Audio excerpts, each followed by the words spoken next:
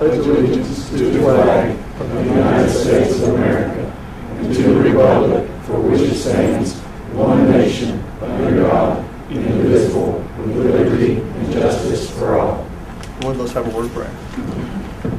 Heavenly Father, we choose to honor you and to thank you for all your blessings in our life. And Father, as we assemble here together this evening to do the business of the county, we ask for your wisdom and your guidance to do that which would be good in your sight.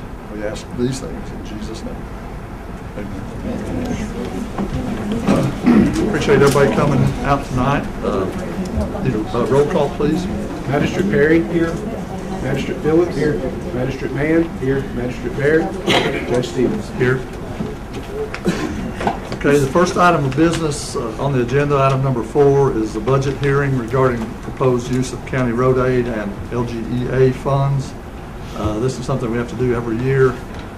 Obviously, the Transportation Cabinet allocates, based on gas tax, our county road aid money for each county during the year, plus coal severance tax. Since we're a coal impact county instead of a coal producing, we have what goes into a local government economic assistance fund, and that money is to be used for equipment relative to road work. So does anybody, will consider this hearing open, and if anyone has any particular thing that you want to address pertaining to the proposed use of that money, now's the time to do that.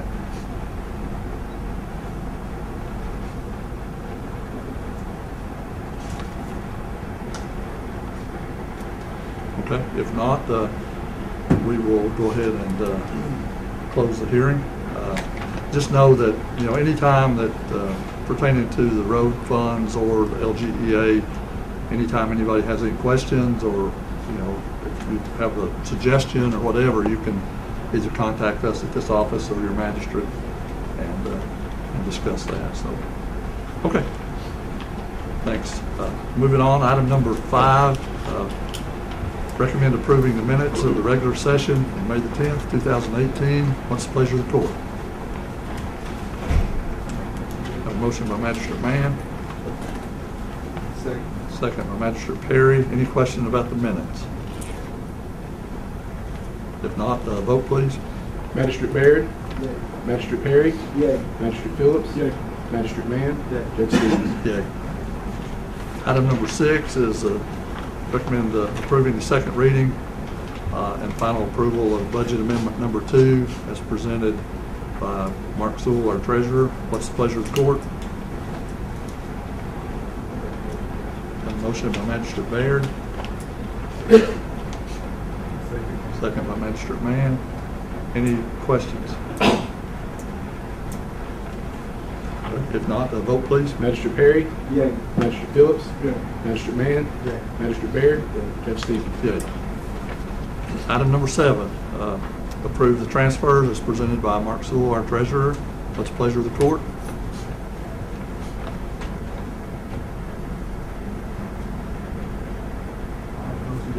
A motion by Magistrate Mann. Second by Magistrate Baird. Any questions about the transfers? Okay. If not, vote please. Magistrate Phillips. Yay. Magistrate Mann. Yay. Magistrate Baird. Yay. Magistrate Perry. Yay. Judge Stevens. Yay. Item number 8, Health Department to address the court. Is there anyone here with the Health Department? They'd asked to be put on the June agenda, so I guess that will be next month, unless they show up at some point here soon. So we'll skip that item on the agenda and move on to item number 9, which is to open bids for goods and services for the 2018-2019 fiscal year. And this is the fun part that everybody always looks forward to. What we do, obviously, anything over $20,000 has to be bid in a given fiscal year.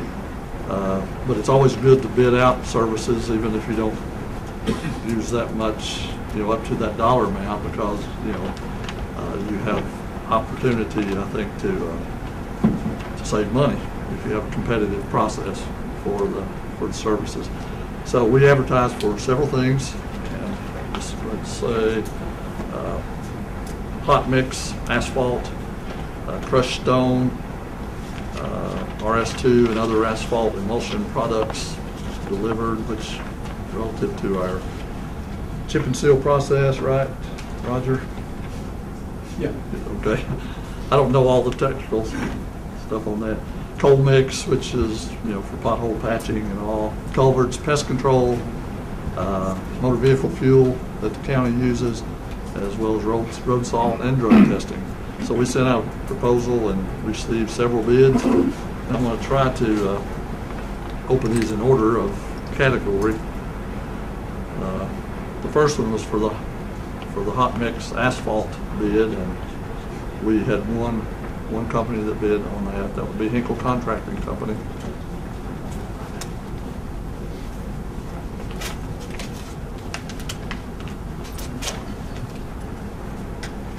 They won't let me bring knives into the courthouse, so I'm just kidding. They won't let you bring knives into the courthouse. Okay. Of course, there's different prices for different, as to whether it's FOB in place, whatever. Class 2, I'm not going to read all of these every time. They're going to be available for you all to review during the meeting, but basically Class 2 asphalt surface, 0.38D, PG 6422, $62 a ton, and it ranges from there on to, for other categories, $60 per ton, $72.45, and $69.85, depending on whether it's FOB in the plant or in place. Anything you want to add to that? There is some provision in this bid for distance from one road to the other for increase, and all that is available for review. And I'll have those on the table up here.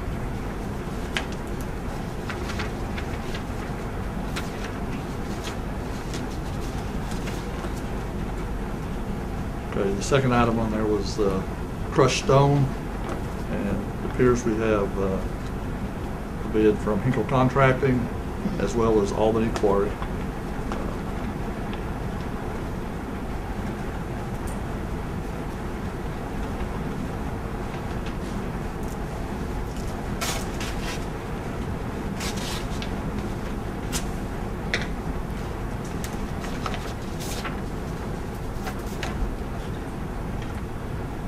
As you can see, I know you can't read the details, but it's a long list of different class sizes of gravel, and I'll just, maybe have them up here for you to review. But we have one from Bassett Stone and from Lake Cumberland Stone, both subsidiaries, I guess, of Hinkle Contracting.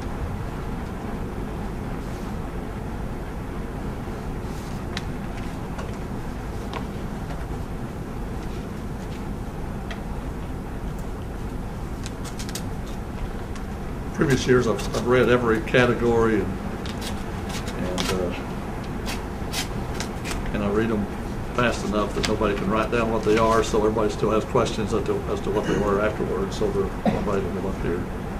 I don't want it to appear like we're trying to hide anything, obviously. And I've ripped this one, but it's still readable. Albany Quarry, and again, several prices for different categories of stone as well. So it will be available for review.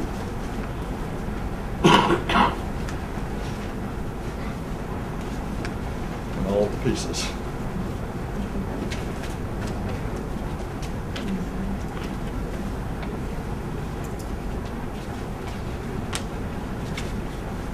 Anybody got any questions on either particular size of that? I can. What's the most common ones that we use? CGA or 87. Well, 57s are from Hinkle are FOB, they're 1125 and delivered 1545. And 57s from Albany Quarry are 525 picked up at the quarry and 1120 delivered.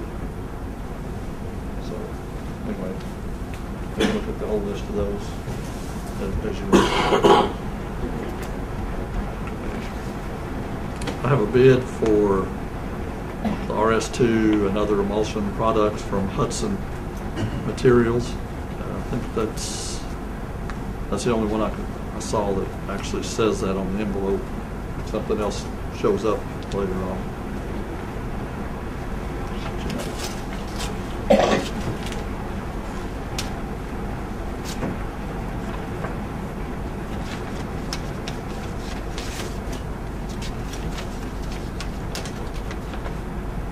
And this is just a few, so I'll read it. RS2 is 216 per gallon. The AE200 is 231 per gallon. Cold mix oil. Enviro is 340 per gallon, and that's a high performance cold mix. And the Pug Mill is 30 cents per gallon for mixing of the cold mix. So that is available here as well.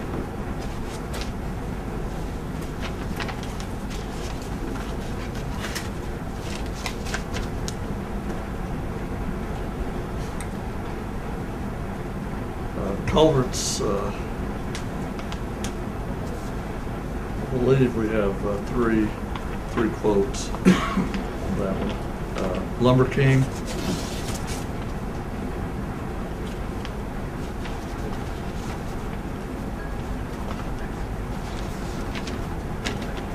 and again, lots of prices for different size culverts. Those columns 15 inches. Okay. 20 foot, 15 inches. 15-inch, 20-foot metal culvert or plastic? Metal is Metal's always higher. 226. Okay, 15 by 20 plastic is 148.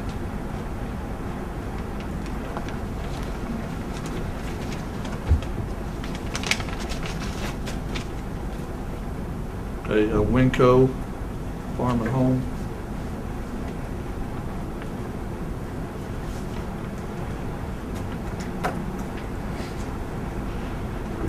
Reading glasses.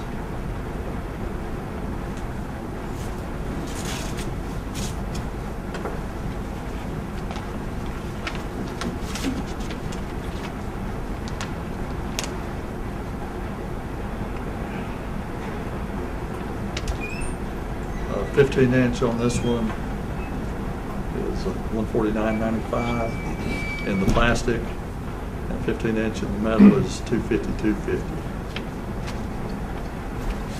Winco.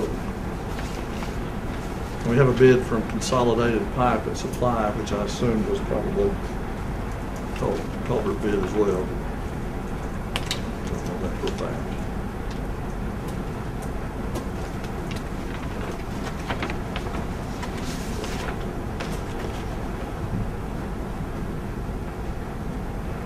Okay.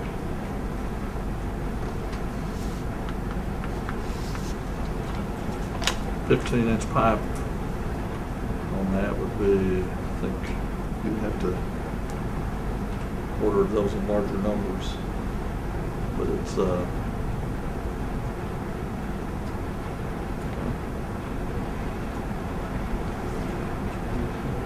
15-inch. 15-inch 20 is $665. $665. I don't know, it's got a unit, it doesn't make sense. It's got a unit cost of $6.65. Per foot. With Okay. So that'd be a 10-foot. It's got a 15-inch, 20-foot. It doesn't make sense, but it is for culvert, so this is available for review up here as well.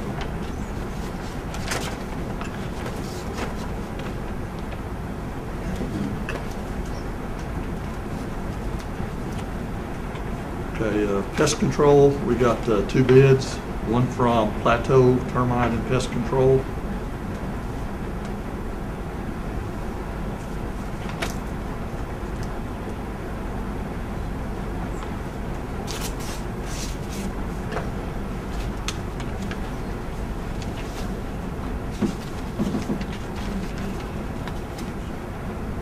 this bid is for monthly pest control, which includes the courthouse, sheriff's office, ambulance service building, 911, senior citizens at the park, road department, the tourism building, and the drug court, which is right next to it.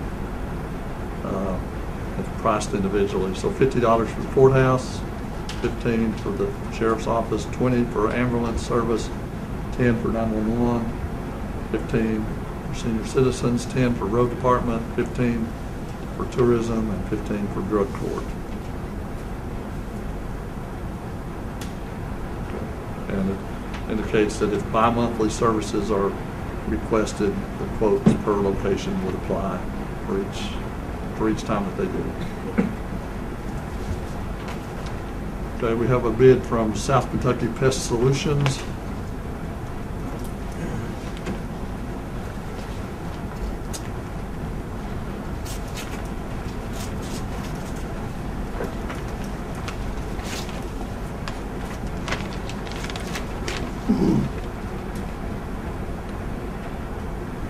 Okay, this one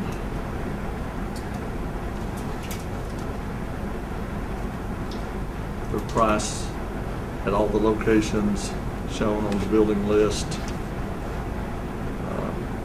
which are all the same ones, totaled up at a total cost of $270 per month. So I would need to add these to compare those two, but they're up here for review as well.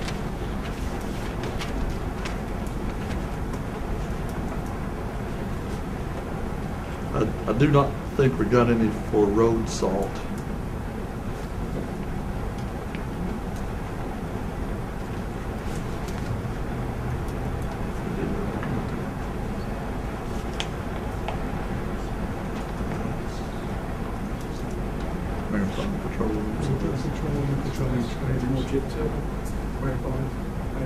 Marathon is more chip and seal stuff. Okay, let me back up and do that before I do fuel. I was thinking Marathon had fuel as well. It doesn't say on the envelope. So Marathon Petroleum Company in Nashville.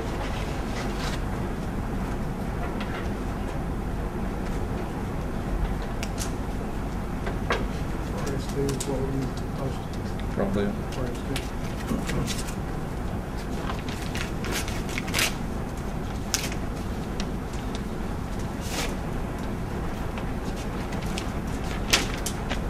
Okay, on Marathon Petroleum, their RS2 is $1.87 per gallon. I'm not sure how that compares to Hudson, but $2.16. Okay, $2.16.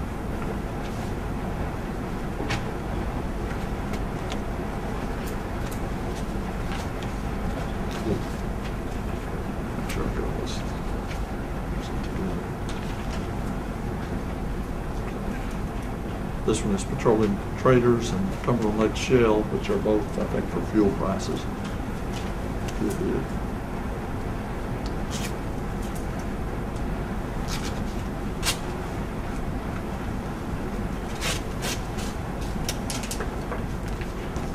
So Cumberland Lake Shell.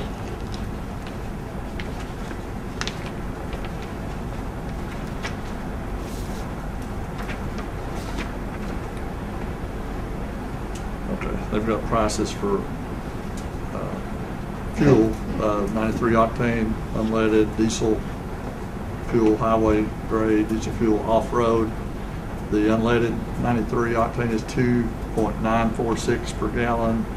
Highway diesel is 2.886 per gallon. Off-road diesel is 2.426 per gallon. And there's prices for oil at different weights.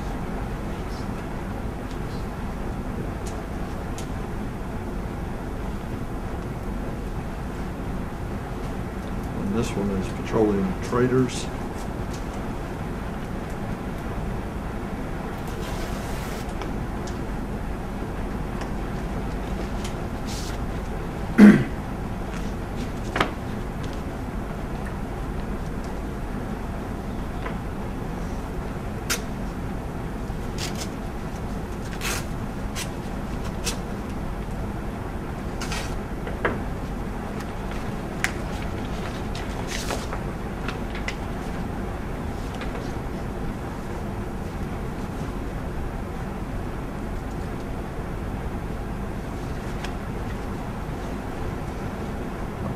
Petroleum Traders price for 93 octane fuel is, they've got tax on it too. It's total price of 2.2262 per gallon. Highway diesel 2.4282 and off-road diesel 2.2132. But they have taxes listed on here too, which were tax exempt, so I'll have to review that one.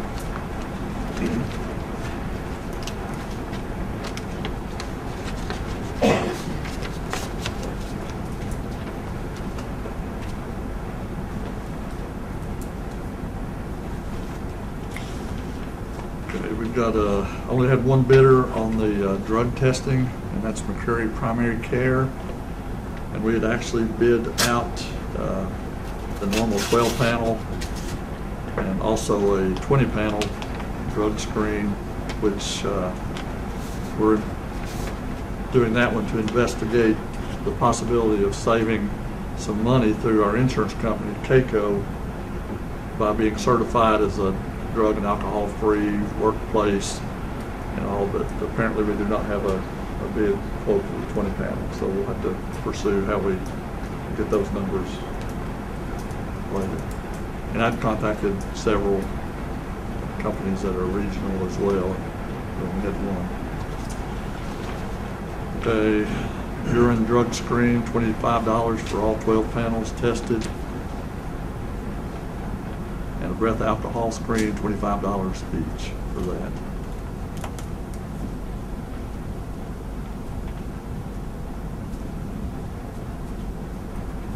And it says if there's a positive or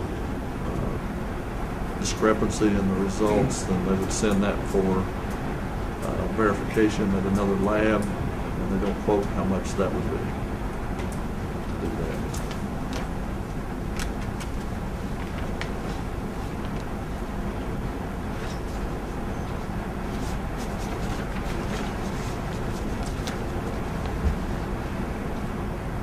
And that completed, I think, everything we did, but we also have a concrete bid from Hinkle, or Triple Crown Concrete, which is a division of Hinkle as well. I don't know, have we received those before?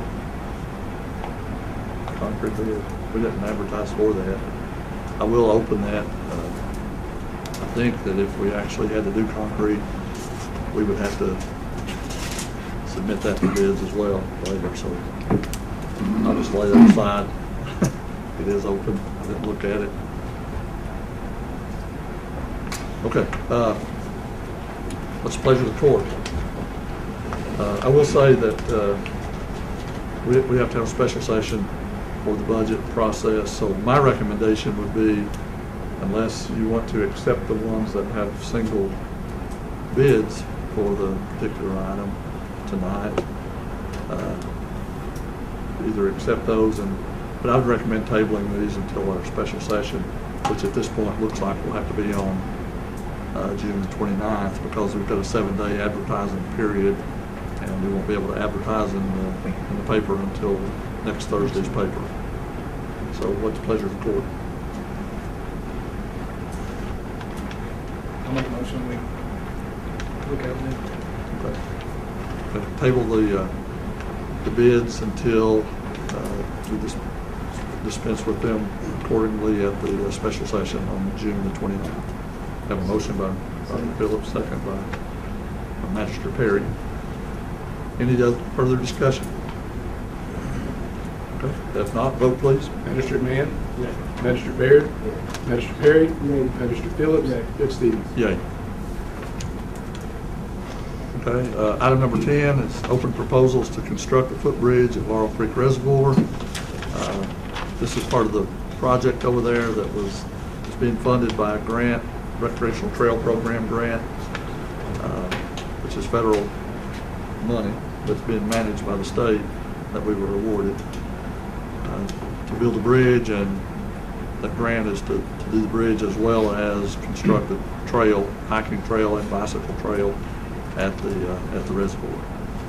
So we had one bid, one proposal on this from Parsons Construction Services.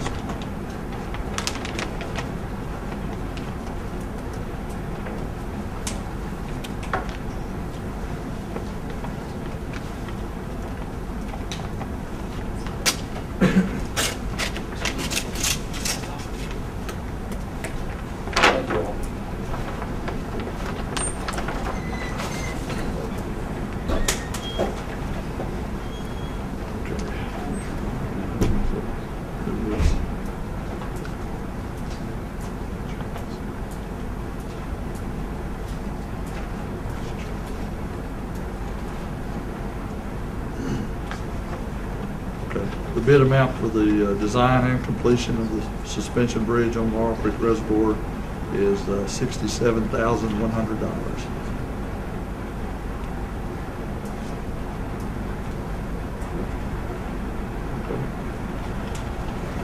And I believe that he has his insurance information and he references history of the company. Do you want to say anything?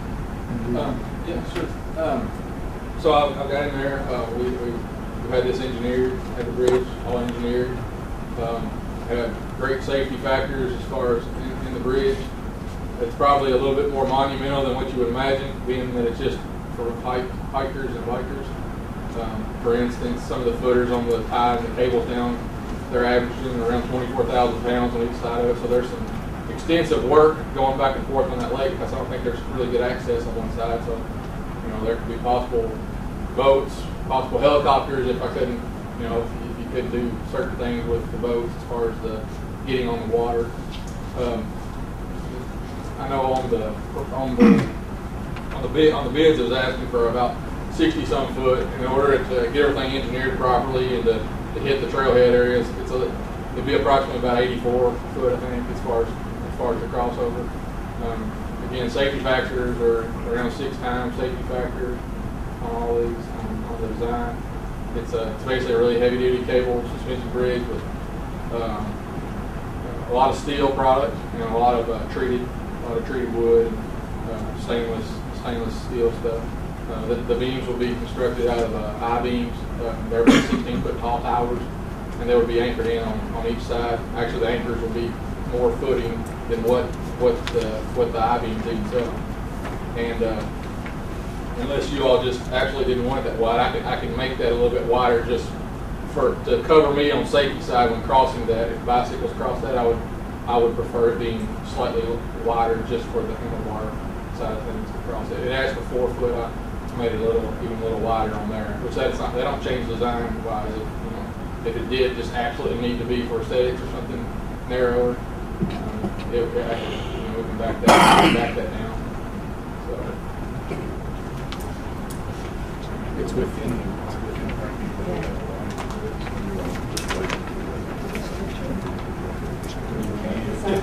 Because you can't start until July anyway, right? So. Well, I didn't know what would get covered from them. That was just there's going to be some fabrication and some probably some meetings as far as there were some routes that need to come in that I would like to suggest on some of the areas as far as where I need to put my footing and stuff. So we can start pretty much ASAP on fabrication and footer stuff and that kind of thing. It's estimation wise, I had it in there at around 5 months completion time. Obviously, I'll have it inside of whatever RTP, whatever that window is. Usually, that's an annual basis or something like that. But generally, it would be nice to get it in before the harsh part of January. Would be ideal. Of course, we'd like to have it finished by end of the year. Yeah, and that's kind of what I had on that estimation on that. And that's that's something that absolutely need. Okay. It'd be the project that we would be working on. Okay. Would you questions? Do you have any questions for Feel him? free to fire away. I can kind of hold this up if you want to just kind of. That's just a general, and that's designed specifically because there's a lot more questions that can go into that, and as far as where shots are on the bench cut and stuff like that. As far as Which for folks that do not know, who are familiar with the reservoir, there's an old dam that is about halfway or a third of the way into the reservoir. And when they built the new dam, they removed part of the old dam, which opened up a channel through there. So the trail will actually be 3 miles that goes around the new section of the lake and then crosses the old dam. Because of like he said, the water span there was 60-something feet. So this kind of cabled suspension bridge was really the only way that you could build it without. We looked at a steel span bridge. It was like 75 feet, and you couldn't even get that to the side, and then you'd have to have a helicopter to set it. So. And there might be possible helicopters that just get machines on the other side too if I can't work something out with the Water district. what all worked out with the getting equipment to the other side. You know, that could be on boat, or I mean, there's a potential, I think, of I mean, there's there could be over 100,000 pounds in just concrete, just in the anchor stuff. That sounds overkill, but I mean, it's just if you're thinking about trying to protect it from an oak tree falling on top of it, that's the idea, to try to keep those things from just destroying. Obviously, there's some turnbuckle systems and stuff like that in there that you can go back to readjust things with those people. I had a $75,000 grant and had $70,000 set aside for this part, so it is under what we have to. And our trail division, we have an L division and trail division. We specialize in bike specific and hiking specific projects. What's the pleasure of the court? I'll make a motion to move forward. A motion by Magistrate Mann to accept the proposal and move forward. Second by Magistrate Bayer. Any further questions? So you had 70,000 set aside for this? For the bridge, yeah. Is there any matching? It's gonna cost Yeah, us- so the trail construction itself is being done by volunteers, and that's the matching part of it. So It's that's, not gonna cost us anything? it does not cost, no, there's nothing that comes out of budget. Now, there is we have a boat ramp, a concrete boat ramp that we're going to put in. We've got the money dedicated for that as well, which is not from the county, it's from a private group to do that. So there may need to be some other work down there, like the boat ramp. Roger's not here, but they have graded and done some work going down to the lake already to make it better to get in and out of there. There might need to be some other stuff done relative to that to get that boat ramp constructed. So the boat ramp will probably need to be constructed before he can go in there. That way we can launch a bigger boat to get the concrete and things across. But there's no direct cash required on behalf of the fiscal court of this project. Any other questions? All right, if not, vote please. Magistrate Perry? Yeah. Magistrate Phillips? Magistrate Mann? Yeah. Magistrate Baird? Judge Stevens? Yay. Okay. Thanks. Item number 11, open bids for the surplus property off Robert Neal Road, Stearns.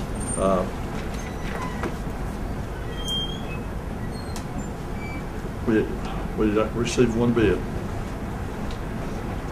And that's from Mr. Larry Waters.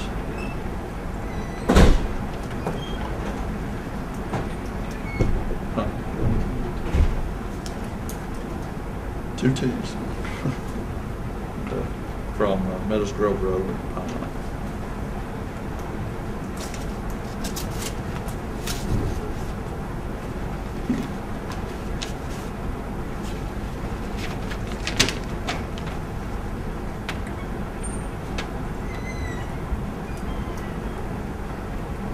Okay, it says he'll pay the cost, because we had the county actually paid for the survey to exempt that segment of property, which is about 18 acres, off of the big property that used to be the county dump and the area where the sewage treatment plant is.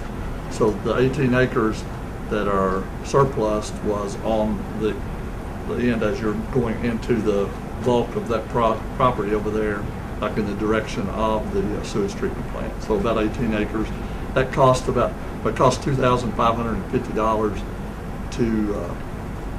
to have that survey done, and the ones that called, we told that would be the starting price of that, because we felt like that it needed to be whoever purchased this property that would cover the cost of that survey. So he said he'll pay the $2,550 and $8,500 for a total of $11,050 for the property on Robert Neal Road. What's the pleasure of the court? I'll make a motion to go. I have a motion by Magistrate Mann to accept the bid proposal for purchase of that surplus property. A second by Magistrate Baird. Any questions? We advertised this in the paper that it's going to be sold, so everybody Yes. had the opportunity. Everybody had opportunity to do that. I think this is relatively cheap for it, but I know it's not, I mean, I know it's rough land, but It is Like pretty cheap. strangle. Anybody else got any questions? Okay, vote please. Magistrate Perry, No. Magistrate Phillips, Yay. Magistrate Mann, Yay. Magistrate Baird, Judge Stevens. Yay. Okay, I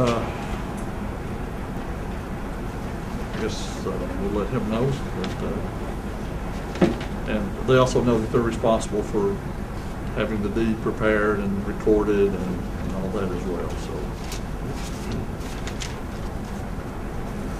I would recommend probably the remainder of that property that's there is actually being used, even though it's in the county name, it's being used by the water district at the sewage treatment facility over there. And I would,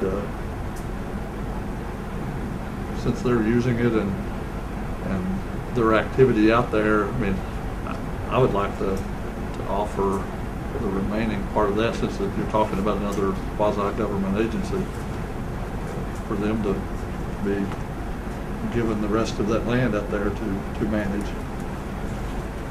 Just a proposal to throw out. What's your all's thoughts on that? I agree with that. It's useless to us and anybody else really. But they're the only ones that can benefit from it. Right. And they are benefiting from it at their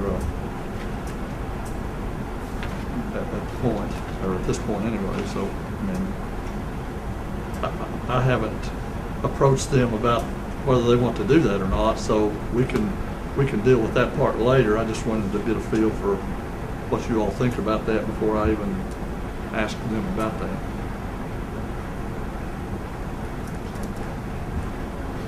Everybody okay with me pursuing that? I'm fine with it. Like I said, it's all the timber's off this land. I mean, it's rough.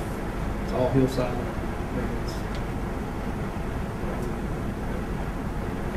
if you own land out there beside it, I mean, it'd be maybe relevant to you, but anybody else, I don't think. Doing good for them. Okay. Well, I will do contact them, talk to them, see if they're interested in just assuming ownership of that land. Okay, let's move on to the next item on the agenda. Item number 12, add Edgewood Road into the county road inventory. We began that process, excuse me, last month. Of course, it's been something that's been in the process for a few years at this point. With Catherine Strunk initially began that process of getting that surveyed and deeds for her property and easement through the Forest Service property there. But it goes from 27 there close to the Job Corps. There's a sign that says Edgewood Road. Serves four homes on that road, so it meets the qualifications of that. So what's the pleasure of the court? Okay, I have a motion by Magistrate Baird to add Edgewood Road into the county road inventory. Second by Magistrate Mann. Any questions? Okay, if not, vote please. Magistrate Phillips, Yeah. Magistrate Mann, Magistrate Baird, Magistrate Perry, Yay. Judge Stevens. Yay. Okay, item number 13, if I can talk. Approve resolution number 180614-1 regarding law enforcement protection project. And this is per request of Stephen McKinney, the EM director. And Stephen is going to explain to us what that resolution is. This grant is a quarterly grant through Kentucky Office of Homeland Security. What this one will be for is the tasers that the Sheriff's Department has. The model that they have now, they discontinued, so you can't get parts or batteries for it. So what this grant would do, it will cover about 95% of the cost, and then the sheriff will cover the remainder. Okay. What's the pleasure of the court?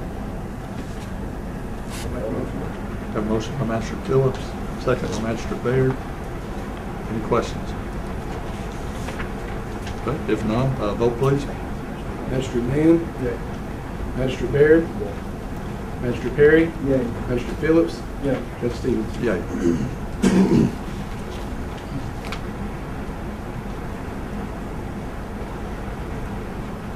Okay, item number 14 is to request to approve resolution number 1806-14-2 regarding resurface of Clarke Hollow Road, County Road 1359. This is, we had applied, well, last year for some FD 39 monies from the Transportation Cabinet, which is basically it's the governor's discretionary fund in the highway project list, and we had put in several road requests in that request, and just got approval for one of the roads. So we have to approve that resolution and move that forward to be able to proceed with that project. But it amounts to $248,520, the cost of resurfacing Clarke Hollow Road. So what's the pleasure of the court? I'll make a motion. Have a motion by Magistrate Phillips. Second. Second by Magistrate Perry. Any comments? Any questions? Kind of disappointing when we don't get several roads in the different districts, but you know, when you're talking about discretionary money that the governor provides to us, I mean, we take what we... And look at the number of households on that road. I mean, it's got to be a whole lot of households to meet the criteria. That kicks it out a lot. Right. I think there was 70 in that area, 70 households. I asked Max a while ago, he said something about they didn't get the gas tanks where they wanted it to be at too, So they weren't able to fund the whole process. It's just, you know, for years we here in the county never got those discretionary monies, and it's just good to be able to do that. We've gotten, I think, at least one under Governor Bashir, and then we've gotten a couple at this point. Got the last two years. Right. Governor Bevan. So anyway, we have a motion and a second to approve that resolution. Any other questions? Vote, please. Magistrate Baird? Yay. Magistrate Perry? Yay. Magistrate Phillips? Yay. Magistrate Mann? Yay. Judge Stevens? Yay. Okay, item number 15 is to approve resolution number 1806-14-3 regarding financing of an ambulance. This is one that we had actually gotten approval by the court to do some time back, but we had the one wrecked ambulance that kind of put this one off a little bit longer than the other. But anyway, as far as financing that, we had approved financing that by paying for it through the ambulance equipment replacement fund, that we put $5,000 each and every month into that fund, and that's what we the other non-emergency transport ambulance from as well. But this part of this resolution is to be able to finance a portion of that through Kentucky Association of Counties and their loan program. So what's the pleasure of the court? Have a motion by Magistrate Mann. Second by Magistrate Baird. Any questions? What's the amount we were financing, Judge? We're financing $50,000. The total cost of that ambulance is $92,200. Okay, it's on here somewhere. And we did this in the same way as the rest of it, we said, hey, overtime, if you bought that ambulance brand new, you would have $160. Send it out overall, this new chassis, all the way to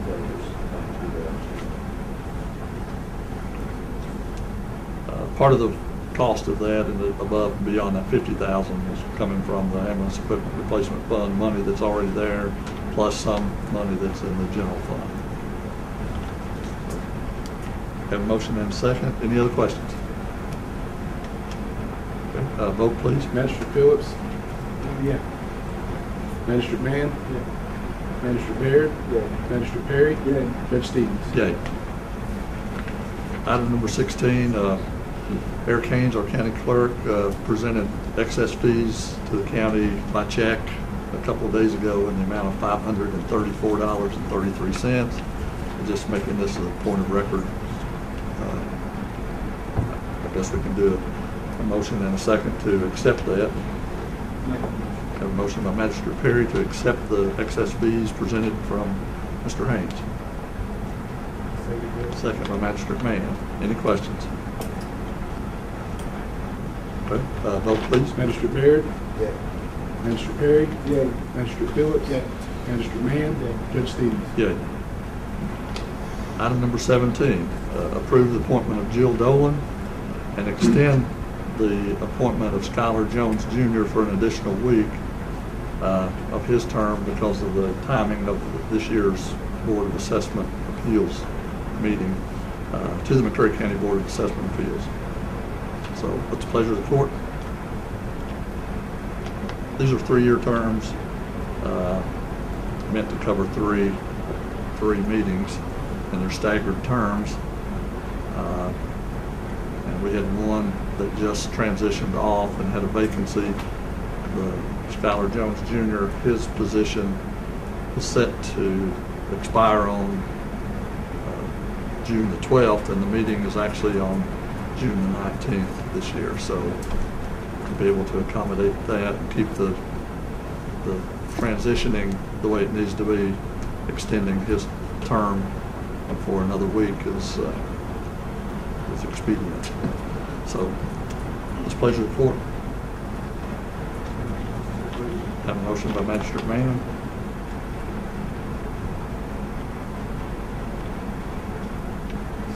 Second by Magistrate Perry. Any questions?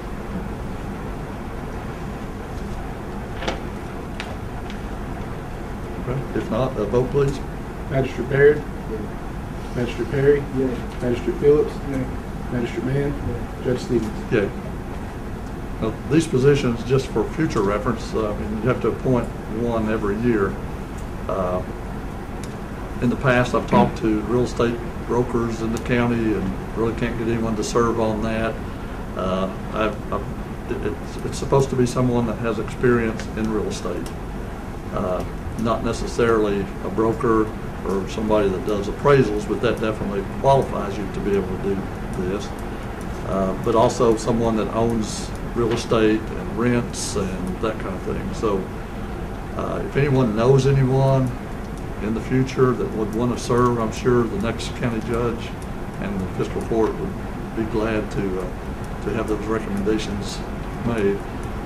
What that position serves as an intermediary, if you will, between the Property Valuation Administration Office, the PVA's office, and the landowner out there.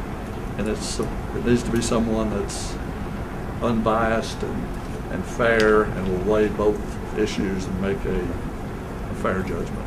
So just for future reference, thought I'd throw that out. Thanks. Item number 18 is to approve the reappointment of John I. Jones as Commissioner of the West McCreary Fire Protection District. And this is per request of the West Fire Board of Directors. What's the pleasure of the court? I'll make a motion. A motion by Magistrate Phillips. Second. Second by Magistrate Perry. Any questions? Okay, if not, vote please. Magistrate Mann? Yay. Magistrate Baird? Yeah. Magistrate Perry? Yeah. Magistrate Phillips? Yeah. Judge Stevens? Yay. Item number 19, just a question. We've had a lot of discussion. We've had a public hearing. We've had a lot of talk pertaining to the Extension District. And at this point, we just need to ask the question, are we going to continue the process of dissolving the Extension Board? District I'll make a Extension Board. motion, we continue. We have a motion by Magistrate Phillips to continue abolishing the process of abolishing the Extension Board. Second by Magistrate Perry. Okay. Any discussion? Of course, we've all heard every side of the issue, so any questions? If not, I'll take a vote. Okay. Vote, please. Magistrate Mann? No. Magistrate Baird? Magistrate Perry? Yeah. Magistrate Phillips? Yeah. Judge Stevens? Nay. Motion fails. 3-2. Judge, I have a question though. If you guys said you was going to negotiate, what did you guys negotiate with them? I mean, did you take their offer of $120,000? Well, actually, we actually met with a couple of people. Can you all speak up? We met with a couple of people on the board, and a proposal has been presented, but there's no way we can know what it's going to be in the long run. What did you present? I mean, Jason said that he was willing to negotiate at the $120,000. But I talked to him this week, and he's telling me that he's thinking about knocking it off of the vehicle side and leaving the 3.95 on there, which is crazy. That gives them, I mean, because I did an open records request at the clerk's office, and on the automobile side, we've raised the taxes raised $10,500 in 6 months. So you're talking $20,000 over a period of a year, and you know their proposed was almost $200,000. You take $20,000 off that, that's giving them $180,000, and they was willing to take $120,000. So I was just wondering if you guys are going to do that, you're giving them $60,000 more than what they offered to take. Well, the way this process has got to work on this compromise is there's a proposal. I mean, you guys know what you agreed to. I mean, I'd like to know what it is. Well, I didn't agree to anything, or we didn't. None of us agreed to it. So you're going to just take the chance on them doing what? It's going to take. I mean, this is a continuing process of the compromise. So we've got 60 days from the public hearing to get this passed. You know, what if they stay at 3.95? You going to stay with letting them do that? the reason I brought up taking out vehicles only, but that was the only complaint I had. It wasn't on property, it was on trucks and cars. Right, but I'm saying, if you're going to do that, That's why that was if you're going to do that, why not compromise down the house, the property side, down to what they said they would do it for? I'm willing to negotiate. I mean, Now, you're willing to give them what they want, is what it sounds like to me. Ron told me like that. I mean, that's just, I'm just straight up, that's just how it is. But it is a process. This compromise process. I mean, the people that met from the extension board cannot make the call for the whole extension board, and it has to. They give us a proposal, $120,000, that they was willing to negotiate with. And you raised the paper last month, and I challenge you to go back and look. I know that. So I just wonder if you're going to give them more than what they, you know, that's more than twice what they had before, you know.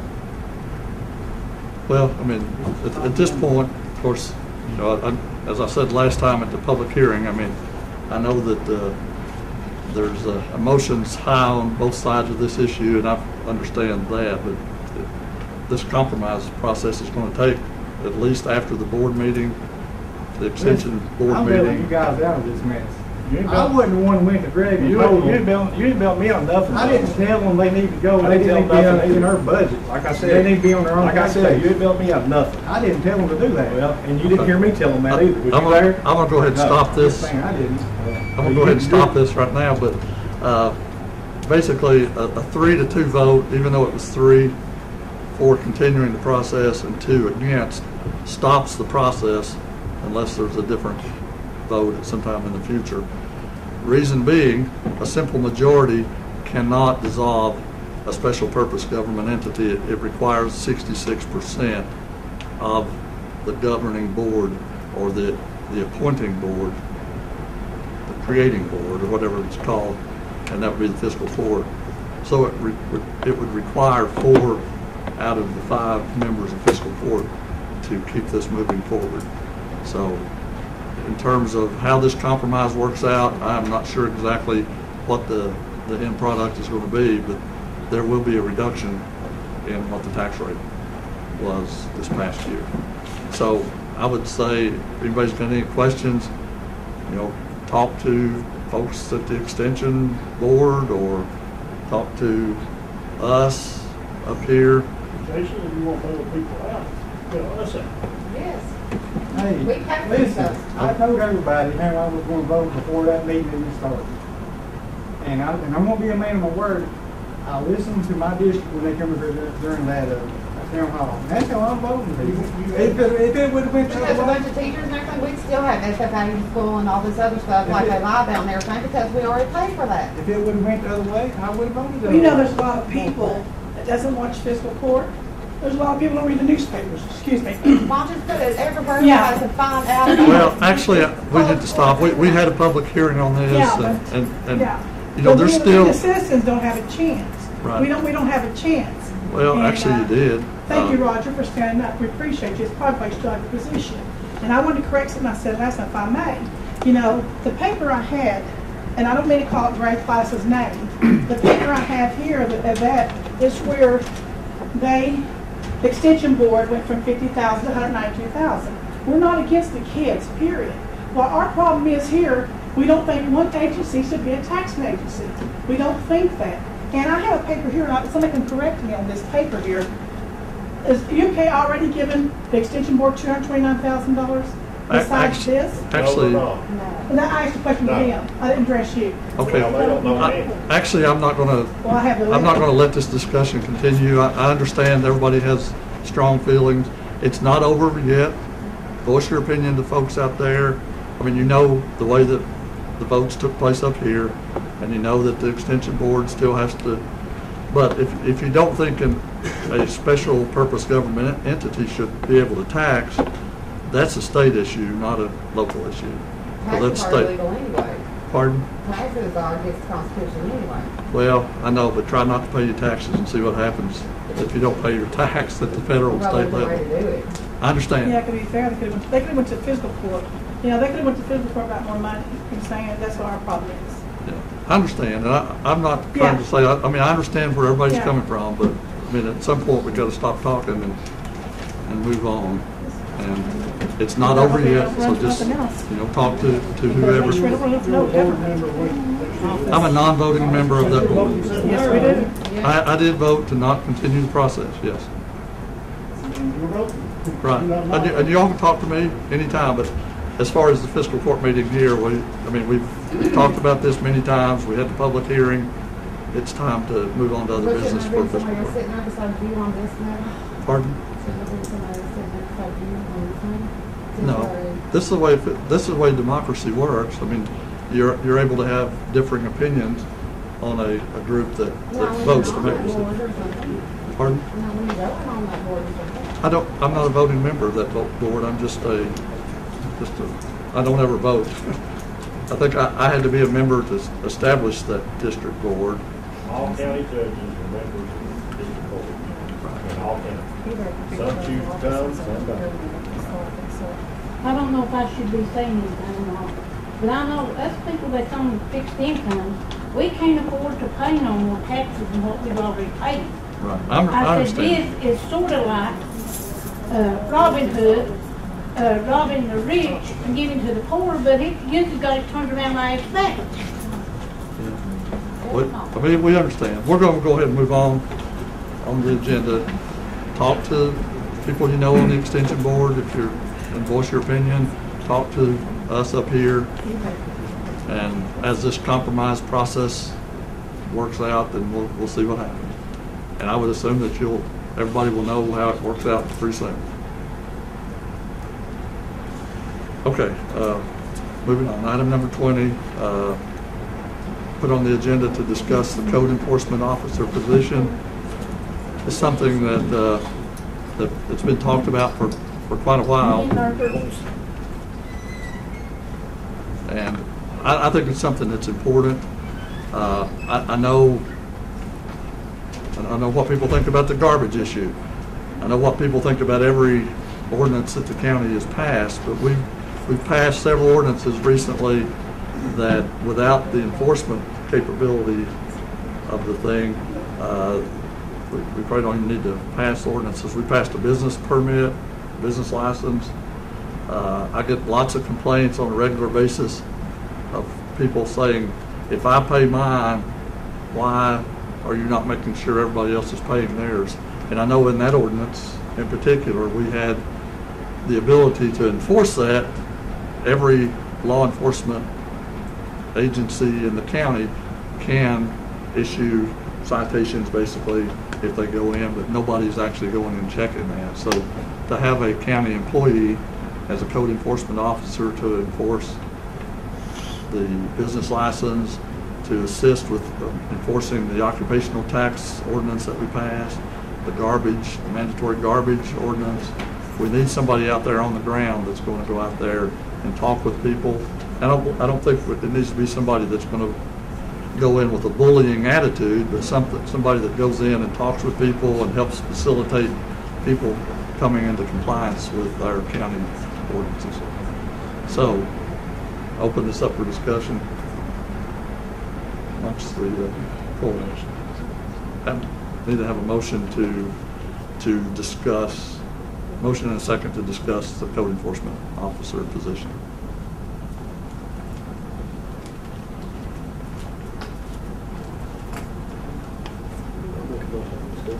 Okay, have a motion by Magistrate Baird to discuss the position. And second by Magistrate Mann. Okay, anybody got any questions or comments?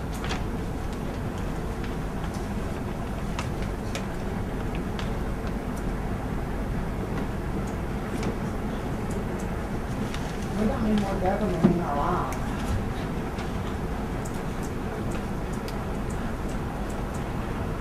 Well, I mean, Well, some people on low income stuff, they can't afford garbage fee, you know, they can take the bag garbage over to their family's house or something. You know, that's crazy to force crazy stuff like that. right, but it is illegal to do that according to the ordinance. Every resident has to have garbage service. Pardon? We have a constitution and everything. The government is not supposed to be eating your life. Okay. The government, I can't speak on all of it out there, but local government is responsible for providing the basic services that the citizens in that county need.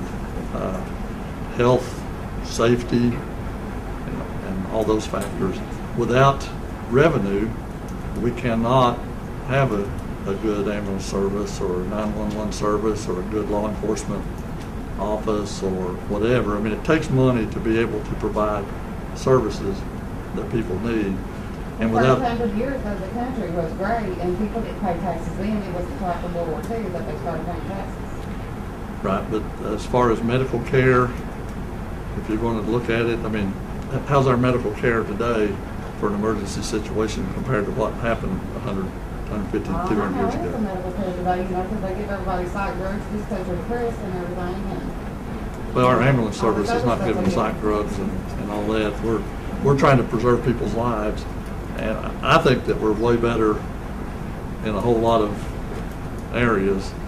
The good old days weren't nearly as good as a lot of people try to remember. I mean, we have to have money to provide basic services.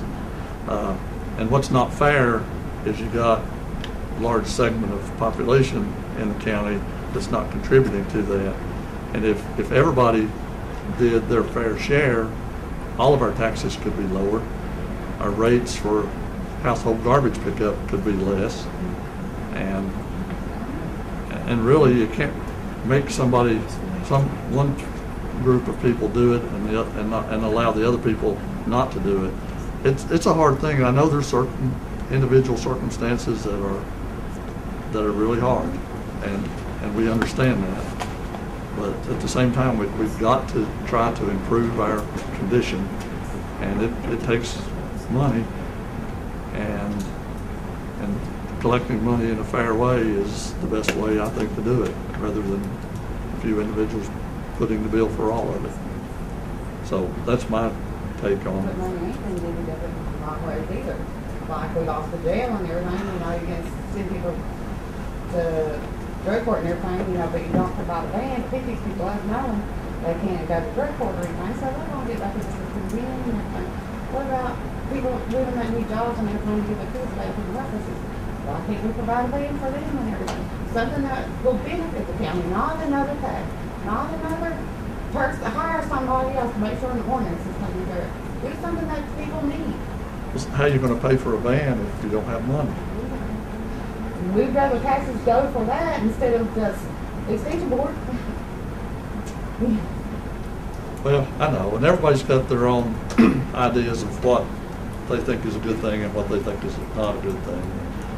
And, you know, there's some people that think that they shouldn't pay school tax because they don't have kids in school. We I shouldn't, mean, the kids get dumber and dumber, we should pay school taxes. Everybody should homeschool their kids. but I guess, I mean, what I'm trying to say is I understand everybody has different opinions, but for example, of school taxes, even though you don't have kids in school, are you benefited by the kids in your county, in your community, having an education? And I would argue that you are benefited dramatically by that. Yeah, but when the private sector, like a charter school, they can educate your kid a whole lot less and a lot better. And then you have to say how they're taught and what they're taught. Right. And this, you know, I understand all those different discussions, but really now's not the time to solve all of our problems. Let's just solve one at a time. We've got a long way to go. On that code enforcement officer, if you decide to go that route, who would he operate under? Sheriff, county judge, county attorney, or Okay, look, or would you be creating a county police department and he'd be maybe a county police officer? okay.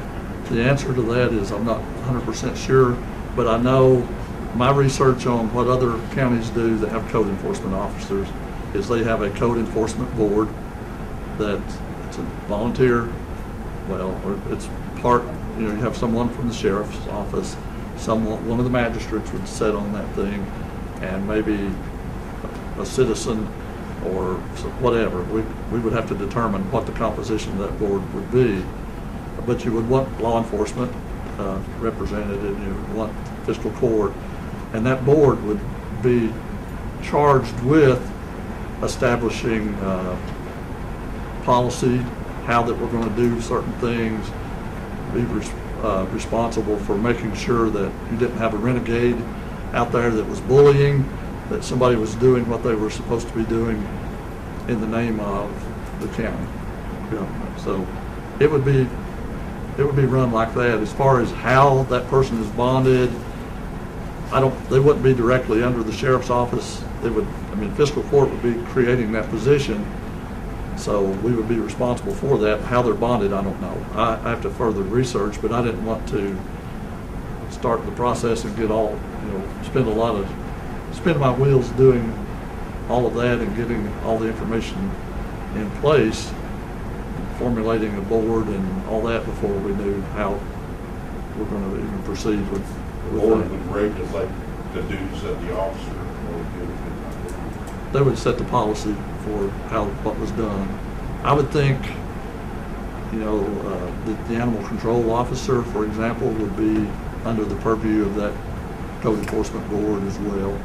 And if you had that person that was a code enforcement officer, then you have backup for each of those. If one person was out and there was an issue come up, both people would be charged with the ability to be able to enforce all of the county ordinances. I would hope that we would go that route. Again, this is all theoretical, and I would move forward with that based on how other counties have done it as well. So, any of you all got any questions? The only thing I've got to say is I think it's just going to further divide the county. Some of doing this, and I agree with you. I think we've got too many ordinances. And looking back, I'm sure I voted on a few that I wished I would have changed. I wouldn't have voted for after talking to people. So I'd be no on it. Well, of course, why do we create ordinances if we're not going to enforce them? That's what I'm saying. I'd be willing to go back and change some of the ones I voted on. Of course, ordinances include everything from our budget to our occupational tax, things that we've done most recently, ordinances pertaining to business permits, what else? Animal control ordinance that we did. So a lot of these ordinances are necessary to be able to provide what we need. Maybe we didn't do them exactly right or whatever. Maybe we can revisit that at some point. But if we do have ordinances, I think we probably ought to have a mechanism in place to be able to enforce those ordinances. Well, and I think we should look at that before we pass these ordinances. All of them have penalties and all that. I voted against this mandatory garbage, and I'm not going to vote for somebody to go out here and harass the people that are having Well, see, a I tough would, time. I'm not. I would be opposed to somebody harassing people, and that's That's all why. this is gonna be, in my opinion. But I will say that, you know, we have enacted that ordinance for mandatory garbage, and if we don't, We we don't- didn't have no code enforcement officer before they took the contract, and they knew that. but they did it with the understanding that we would be enforcing our ordinance. So, you know, are we opening ourselves up for potential lawsuit by not living up to our end of the bargain? And that's the thing that worries me.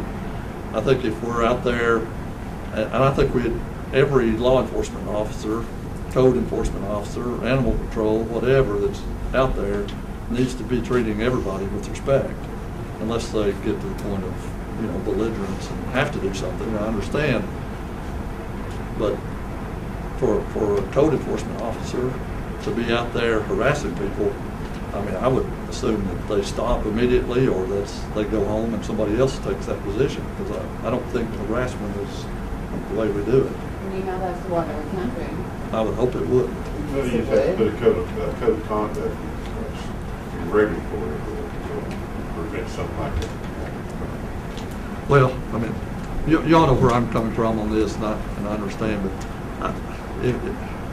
if we can take a vote on whether or not to proceed with the process, then I can start getting some more information if y'all are in favor of me doing that. So I would need a motion and a second to continue that process, if you will, or to initiate the process of establishing the criteria for a code enforcement officer.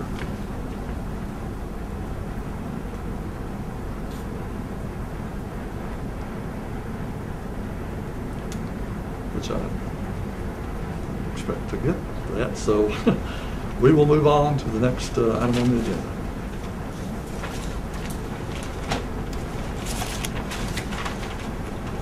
Okay, item number 21, approve hiring Amber Ball as a PRN EMT during the summer months only at a pay rate of $10.35 per hour. Amber will fill the position of Josh Wolf, who's currently off duty due to a motorcycle accident. Jimmy can explain that if he wants to, but basically he's off for a while, and that leaves a gap in the personnel that he has to staff the ambulance crews. And this lady is actually going to be in school later on, so she's just available during the summer. So it seems like the perfect fit, if you will, to have somebody to temporarily fill that position while he's recovering from his accident. So, what's the pleasure of the court?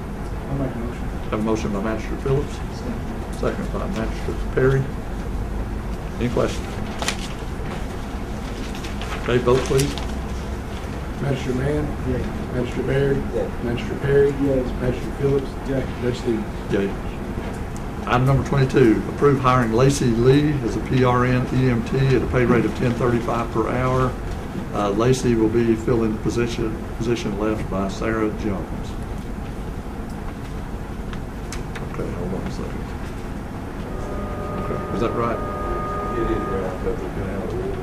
That's what I was thinking, they're out of order. Yeah, the number 25, Sarah, is one full-time, and they swap it over. Okay. So if we approve this one here, know that they're just basically switching positions from full-time to part-time between the two of them. So Lacey Lee would be hired at a PRN,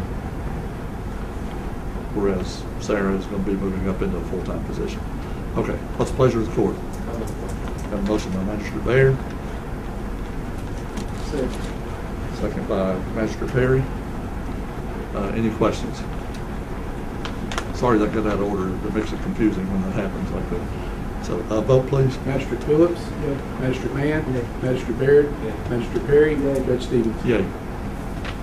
Item number 23, approve moving Desiree Cowens from full-time paramedic at $14.03 per hour to part-time PRN paramedic at $14.03 per hour. This was at the request of Desiree. She's running less hours. Most of these work other. She actually went full-time. Right. She went full-time. What's the pleasure of the court? A motion by Magistrate Mann. Second by Magistrate Baird. Any questions? If not, vote please. Magistrate Perry? Yeah. Magistrate Phillips? Yeah. Magistrate Mann? Yeah. Magistrate Baird? Judge Stevens? Yay. Item number 24, approve moving Andrew McGarvey from full-time EMT at a pay rate of $10.35 per hour to full-time paramedic at a pay rate of $14.03 per hour. And Andrew will fill the position left by Desiree Cowens per request of Jimmy Barnett.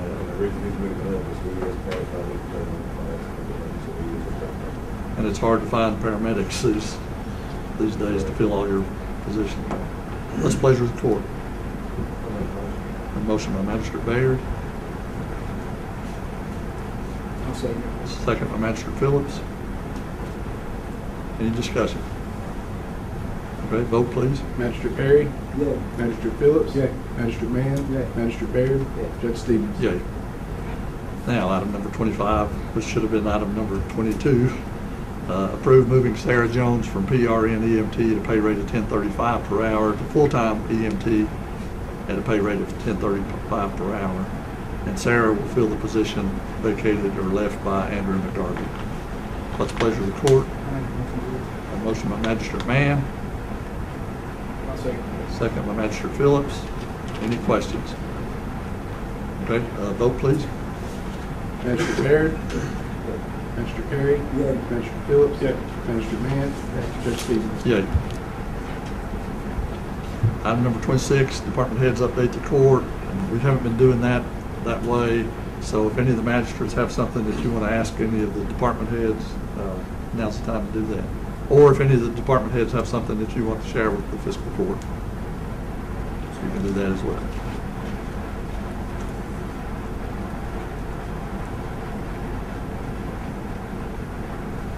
Okay, moving on. Citizen participation. Item number 27. I think most of you all have been here enough to know how we do this. I mean, if anyone has something you want to present to the fiscal court or say or whatever, now's the time to do that. Just identify, a few ground rules, identify for the record your name and then try to keep your comments as brief as possible. So. Just a question, it's Derek Jones.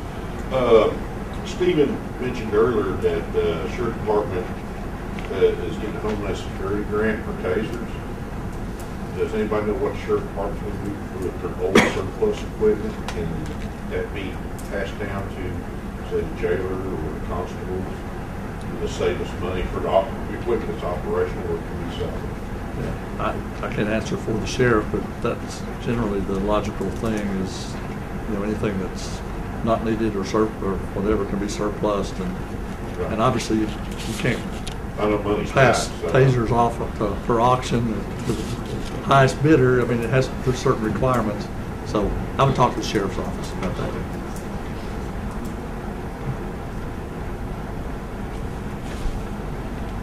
Anyone else? Okay, if not, we'll move on. Other business, item number 28. This is for the magistrates. If you have something that you want to present or bring before the court. Yeah, I've got some, Judge. I got a bid for Hinkle on the walking trail. We got a grant for $14,000, and I got the grant was from the health department. Right. And I got a bid from them instead of doing chip and seal about looking at asphalt.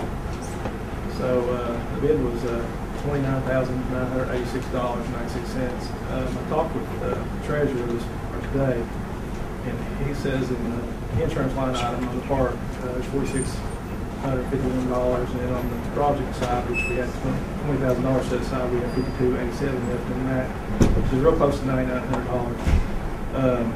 And so it leaves us about $6,300 or something, the difference. And he said that he seen no problem with us having money in general fund to go ahead and do that. So I'm going to present this to the court and make a motion that we blacktop this trail. Instead of chip and seal. Instead of chip and seal.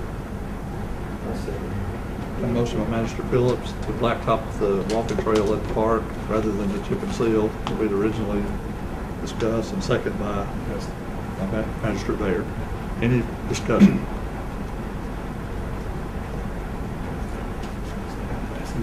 What was the total amount? I just want to write it down. You have to, I don't need it.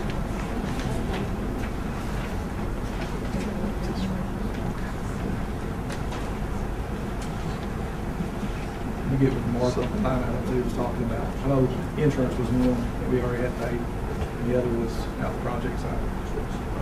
Okay. Vote, please. Magistrate Mann? Magistrate Baird? Magistrate Perry? Magistrate Phillips? Judge Stevens? Yay. Okay, anyone else?